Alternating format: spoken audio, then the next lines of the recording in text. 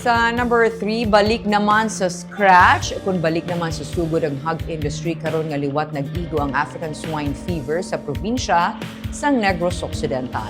Ginasulit ni Governor Gov Lacson ang pahanumdon sa mga hog raisers nga sundon ang naplastar nga protocol kag mga biosecurity measures. Sadto naigo na ang probinsya sang ASF kag tigay nga nakatibawas kag nagbalik na gani sa pag-produce sang baboy kasubong sa gina-produce man sadto. Gani subong nga nag-igo liwat suno kay Lacson, hinay-hinay lang magsunod sa protocol kag liwat naman nga mag-repopulate. Sa June 25 nga report sa Office of the Provincial Agriculturist, may ukon Provincial Veterinarian, may 1,902 ka mga nagkalamate nga baboy bangod sang masakit.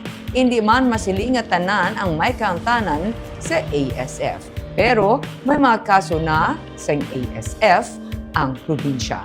Ang kada LGU hugot na nga nagapatuman sa ilang mga border control kag biosecurity measures. 12 ka LGU sa Negros Occidental ang nag-report sang hog deaths kag ang San Enrique damlag pa nag-announce nga nangin ASF positive sila. Remember, we got beat before. We overcome that, and I think we were already producing the volume of hogs that we were producing has almost gotten back to status. But unfortunately, we have ASF again, so we go back again to the same protocol. We will have to start from scratch. We will have to disinfect our area and go slow on the repopulation.